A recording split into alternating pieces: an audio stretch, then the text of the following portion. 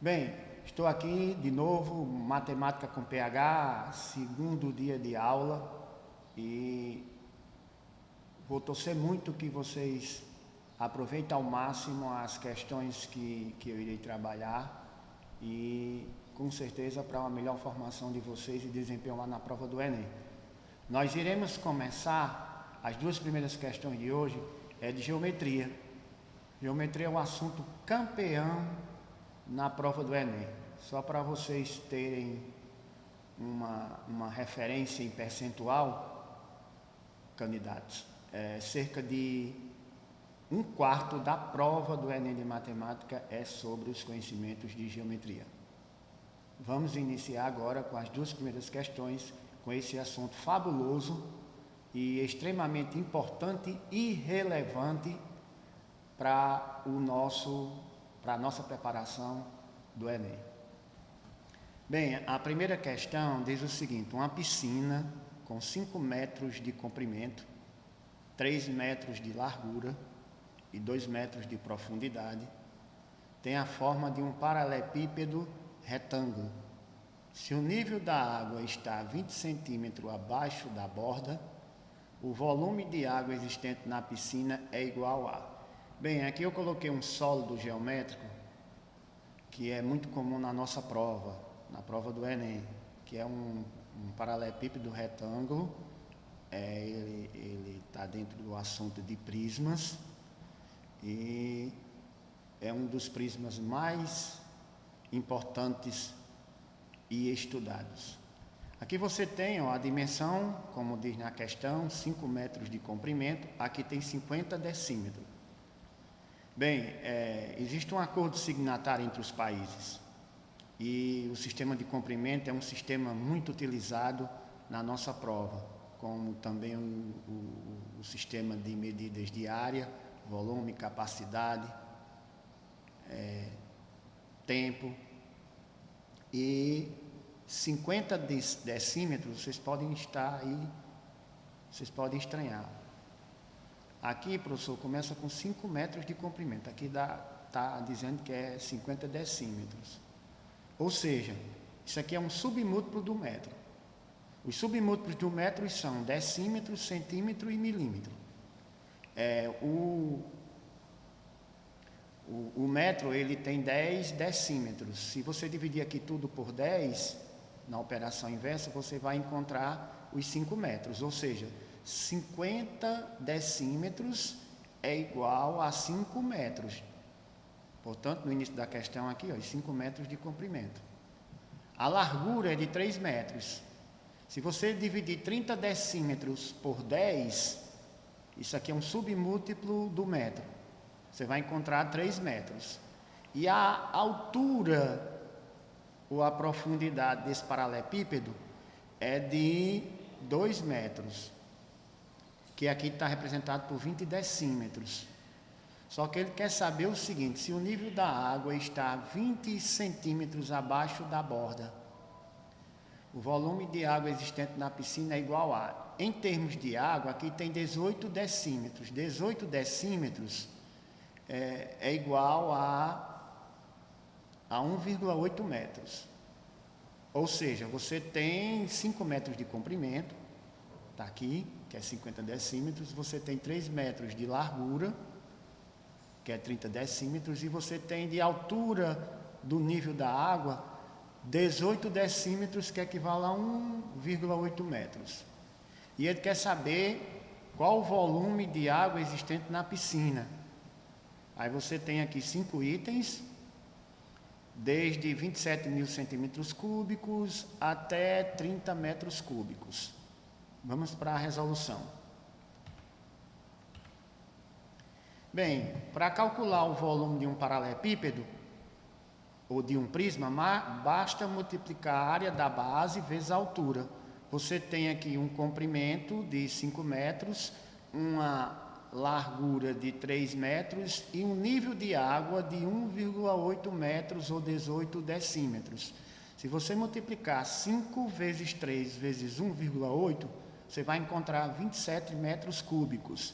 E não esquecer de você saber converter unidades de volume, que é as unidades de comprimento ao cubo, a unidade de comprimento aqui, metro ao cubo, é uma unidade de volume que é um espaço tridimensional. E aqui está em litros. 1 metro cúbico é a mesma coisa de 1000 litros. Se você multiplicar 27 vezes 1000, você vai encontrar 27.000 litros, que a alternativa correta para essa questão seria a letra C. Não esquecer de saber fazer essas conversões entre unidades de volume e de capacidade. Só para reforçar, um centímetro cúbico é a mesma coisa de 1 ml, 1 decímetro cúbico é a mesma coisa de 1 litro, e 1 metro cúbico ele é equivalente a 1000 litros. Agora vamos para a questão de número 2.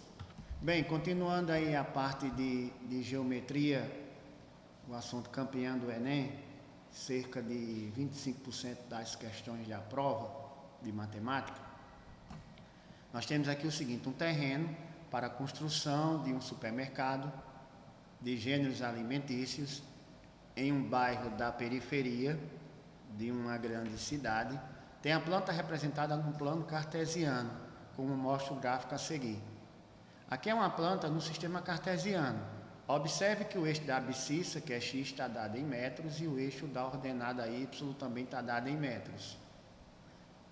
Para a gente calcular essa área desse supermercado, a área desse terreno, em metros quadrados, nós vamos somar as áreas desse triângulo, desse retângulo com esse outro triângulo. O triângulo, o retângulo e o quadrado, eles são figuras planas básicas para cálculos de várias figuras planas de utilização na matemática. Bem, como é que se calcula a área de um triângulo, meus queridos alunos? São base, o produto da base vezes a altura. Da mesma forma como se calcula a área de um retângulo. Voltando aqui para o problema, esse primeiro triângulo aqui você tem uma variação de altura de 20 para 30 metros, está variando 10. Como esse lado aqui é paralelo a esse aqui, ó, ao eixo X, aqui se você projetar aqui, de 0 a 40, você tem uma variação de 40 metros. 40 vezes 10 dá 400, porque a área de um triângulo é base vezes altura. 40 vezes 10 dá 400, dividido por 2, que é o mecanismo algébrico, ou a expressão matemática de cálculo da área do triângulo. Aqui você tem 200 metros quadrados, nessa área aqui. Nesse retângulo, você tem uma variação de base de 0 a 40, que são 40 metros, e de 0 a 20, que é a altura. Como a área de um retângulo é o produto da base pela altura, você tem aqui 40 vezes 20 dá 800. Como eu tenho aqui já 200 metros quadrados de área, com mais 800, com a área desse triângulo, com a área desse retângulo, já são 1000 metros quadrados de área. Só está faltando esse triângulo aqui. A variação aqui na base é de 40 a 50. De 40 a 50 está variando 10 metros. Essa altura aqui, ó, varia de 0 a 20. A variação aqui é de 20 metros.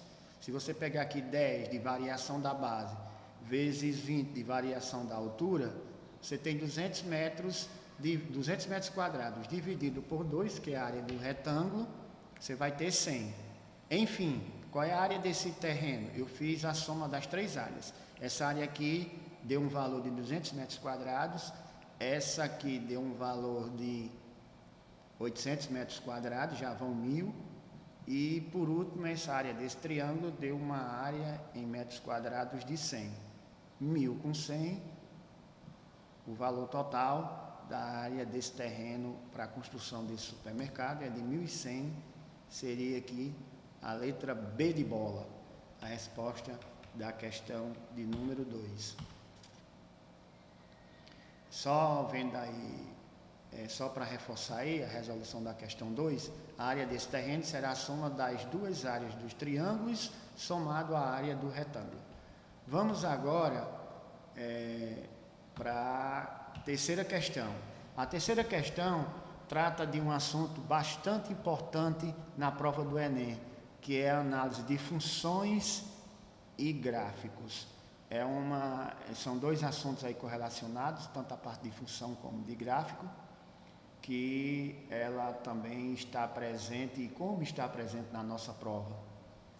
E a questão 3 diz o seguinte: o termo agronegócio não se refere apenas à agricultura e à pecuária. Vocês escutam notícias direto nos meios de comunicação sobre o agronegócio. É um termo muito em volta do dia a dia. Não se refere apenas à agricultura e à pecuária, pois as atividades ligadas a essa produção incluem fornecedores de equipamentos, serviços para a zona rural, industrialização e comercialização dos produtos. O gráfico seguinte mostra a participação percentual do agronegócio no PIB brasileiro. Esse gráfico foi usado em uma palestra na qual o orador ele ressaltou uma queda de participação no agronegócio no PIB brasileiro e a posterior recuperação dessa participação em termos percentuais. Segundo o gráfico, o período de queda ocorreu entre os anos de... Bem, esse gráfico aqui, ele retrata um assunto que é de extrema importância para os alunos do nível médio e superior também, que é a questão da análise das funções quanto à monotonicidade.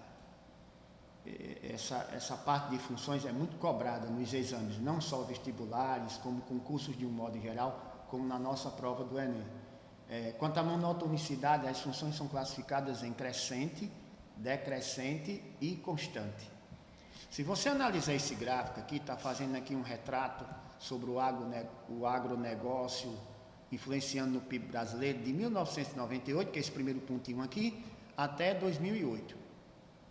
Observe que de 1998 até 2003, essa linha aqui ela está crescente.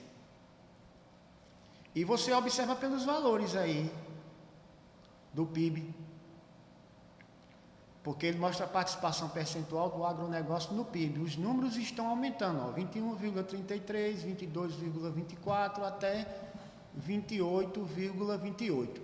Ou seja, nesse trecho aqui, nesse intervalo de tempo aqui, de 1998 até 2003, se você observar, essa curva aqui é uma curva crescente, os valores estão aumentando.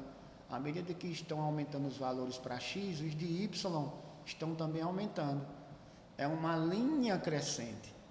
Se você observar de 2003, até pelos próprios valores colocados aqui, acima ou abaixo de cada ponto, em destaque, de 2003 até 2006, observe que essa linha ela está caindo. É uma linha decrescente. E de 2006 até 2008, ele volta a crescer novamente. Enfim, essas análises de curvas, de linhas, de retas crescentes, decrescentes ou constantes, isso é muito comum na prova nossa, já que ela tem uma boa parcela, uma boa parte envolvendo questões de gráficos e análise de tabela e de funções. Voltando aqui para a nossa pergunta, ele está querendo saber, segundo o gráfico, o período de queda ocorreu entre os anos de... Bem, de 1998 a 2001, você não iria marcar essa questão aqui, essa alternativa, com certeza. Porque de 1998 e 2001, a linha está crescente. De 2001 a 2003, também está crescente. Se você for analisar e for fazer uma inspeção, o que é inspecionar? É você investigar cada alternativa proposta de acordo com se está coerente ou não com o gráfico que a questão fornece. E se você for fazer essa investigação, você vai observar, vai concluir que a alternativa C é onde houve o gráfico, é onde aqui na parte do gráfico houve a queda do PIB em relação ao agronegócio, ó, de 2003 até 2006. Ó. Observe que essa linha está caindo. Se essa linha está caindo, trata nesse intervalo aqui de uma representação aqui gráfica de um comportamento decrescente. Com certeza a resposta aqui seria a alternativa C. Bem, voltando aqui para a questão de número 4, da nossa segunda aula de hoje, tem um assunto que a parte de escala, razão, proporção, ela também é uma, só para vocês terem uma noção, ela está numa proporção aí em torno das últimas provas, se a gente pegar um intervalo aí de 10 anos, com cerca de 15% de questões que a prova do Enem ela cobra. E aqui é uma questão que vai envolver uma proporção. A prova de matemática ela é muito previsível, na maioria das vezes no Enem. O que muda às vezes, por exemplo, ele cobra às vezes função de primeiro grau, às vezes função de segundo grau, às vezes as duas, exponencial, logarítmica, mas é uma prova previsível. Se vocês estudarem as 30 habilidades e 7 competências que são cobradas na nossa prova, vocês não vão ter surpresas em relação a quando vocês estiverem em contato com a prova. E a questão 4 diz o seguinte: 5 marcas de pão integral apresentam as seguintes concentrações de fibras. Massa de fibra por massa de pão. Essa questão 4, observe que ele deu 5 marcas, da marca A até a marca E. Está dizendo aqui que na marca A desse pão integral, você tem 2 gramas de fibras a cada 50 gramas de pão. E aqui ele deu a quantidade de fibras da marca B, da marca C, da marca D e da marca E. Você tem que tomar uma referência, você tem que tomar um padrão de referência. O que é que eu vou observar e tentar passar para vocês como dica importantíssima nesses casos que são cobrados na nossa prova. Que observe que você tem aqui 2 gramas de fibra para 50 gramas de pão. Na marca B você tem 5 gramas de fibra para 40 gramas de pão. Na C, 5 para 100. Na marca D você tem 6 gramas de fibra para 90 gramas de pão. E na marca E você tem 7 gramas de fibra para cada 70 gramas de pão. Observe que todas essas marcas, o número maior é divisível pelo menor. Ou seja, 50 é divisível por 2, 40 é divisível por 5, 100 por 5, 90 por 6 e 70 por 7. Qual o parâmetro que você vai analisar? Você vai ter que ter alguma constante aí. E a constante que eu vou adotar aqui para saber relacionar é a quantidade de gramas de fibra que o pão vai ter. É aquela velha história. Se eu tenho 2 gramas de açúcar em 50 ml de café e eu tenho 3 gramas de açúcar em 50 ml de café, quanto menos açúcar permanecer na mesma quantidade de café, menos doce ele será. Quanto mais gramas de açúcar no café permanecer na mesma quantidade, mais doce ele será. Assim, ó, se você dividir aqui 52 por 2, nessa primeira marca A você vai ter 1 grama de fibra a cada 25 gramas de pão. Na marca B você vai ter, dividindo tudo por 5. 5 por 5 dá 1, 40 por 5 dá 8. Você tem aqui 1 grama de fibra de pão a cada 8 gramas de pão. Já está ganhando da marca A, que a marca A é 1 grama de fibra a cada 25 gramas de pão. Se você analisar até a marca E, que é 7 gramas de fibra fibras a cada 70 gramas de pão, você observe que a marca E, se eu dividir tudo por 7, 7 por 7 dá 1, 70 dividido por 7 dá 10. Você vai ter 1 grama de fibra na marca E a cada 10 gramas de pão. Se você fazer isso sempre como parâmetro, que eu dei até como exemplo a questão do café e do açúcar. Quanto mais gramas permanecendo, mais gramas de fibra, na mesma quantidade, numa quantidade padrão de gramas de pão, aí você começa a relacionar. E se você pegar a pergunta aqui final, recomenda-se a ingestão do pão que possui a maior concentração de fibras? Claro que vai ser a marca B, porque a marca B você vai ter 1 grama de fibra para cada 8 gramas de pão. Ou seja, observe que aqui na marca A, só para a gente fazer essa comparação e partir para a próxima questão, aqui você tem 2 gramas de fibra a cada 50 gramas de pão. Nessa marca A, você vai ter 1 grama de fibra para 25 gramas de pão. Enquanto na letra B, na marca B, aliás, você vai ter 1 grama a cada 8 gramas de pão. Ela tem uma quantidade de fibras maior em relação à totalidade em grama do pão. Assim, com certeza, a resposta correta aqui recomenda-se a ingestão do pão que possui a maior concentração de fibras. Vai ser, com certeza, a marca B. Vai ser letra B de bola e a marca é a B. Bem, essa questão de número 5 é uma questão também que vai entender interpretação de tabelas, proporções, uso de funções. É um conjunto de fatores que vai levar você a entender muito bem essa questão de número 5. Vamos lá.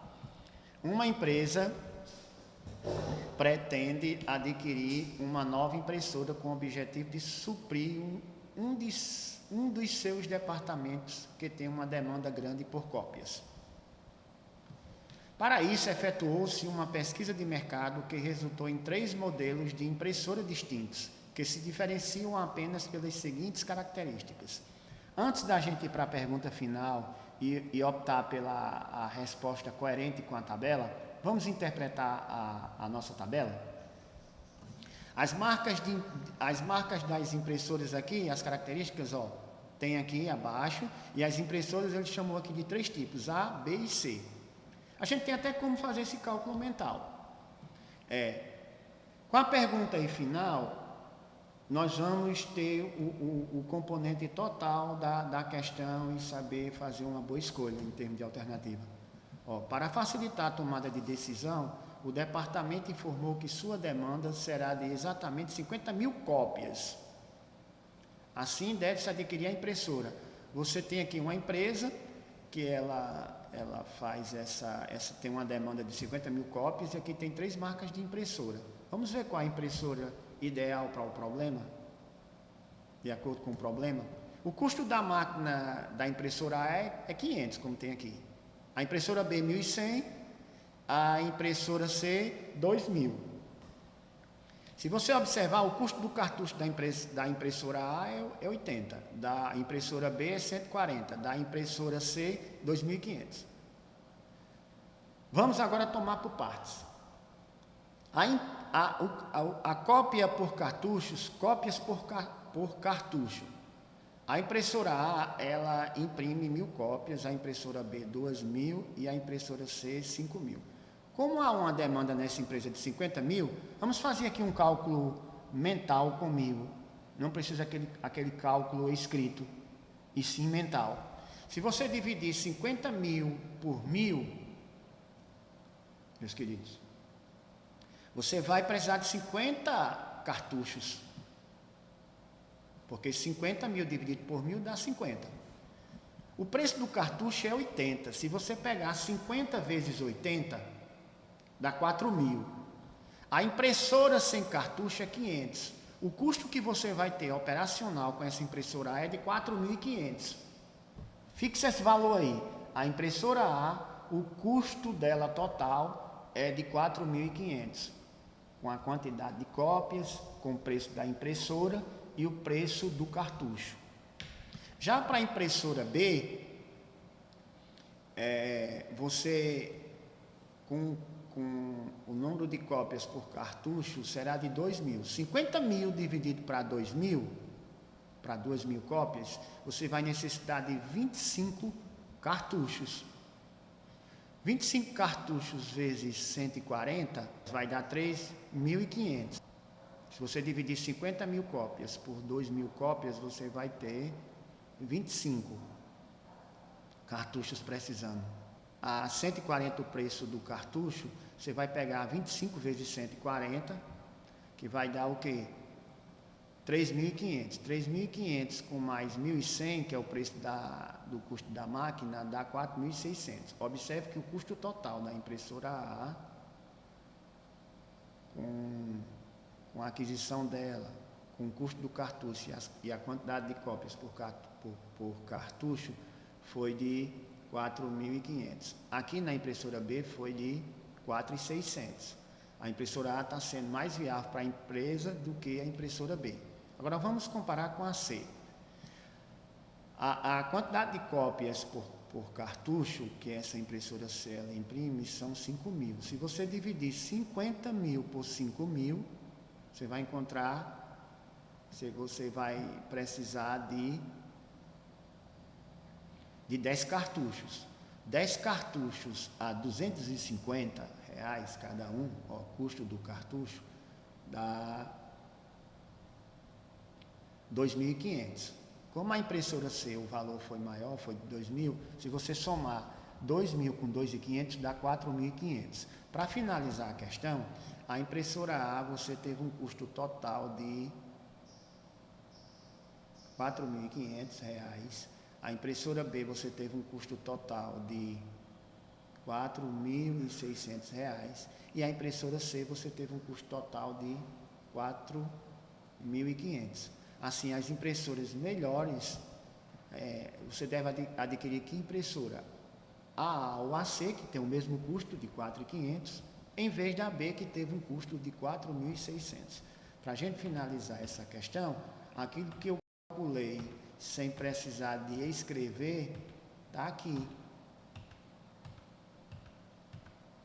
Portanto, a resposta correta para essa questão seria a letra E. Ou seja, a impressora A, você divide 50.000 por 1.000, que é o número de cópias, a empresa precisa de 50.000 cópias. Se você dividir por 1.000 cópias, que é o que um cartucho ele imprime, dá 50 cartuchos, vezes 80 dá 4.000. Com R$500, que é o preço da impressora, 4.500. Já a impressora B, você tem 50.000, o cartucho ela dá para imprimir 2.000 cópias, você precisa de 25 cartuchos, o preço de 140 dá 3.500, somado com 1.100, que é o custo da impressora, 4.600. A impressora C, você pegar 50.000 dividido por 5.000, que é o número de cópias por cartucho, você vai precisar de 10 cartuchos. O preço do cartucho da impressora C é de 250.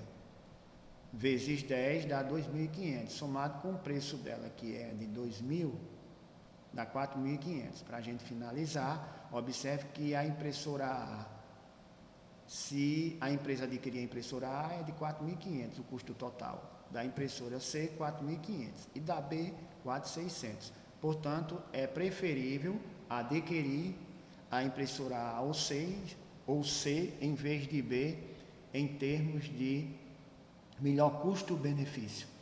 E com isso, nós terminamos a nossa segunda aula, abordando diversos temas cobrados na nossa prova, como geometria, como funções, como proporções, análise de gráficos e tabelas, que com certeza estará presente em qualquer época na nossa prova, especificamente a do Enem.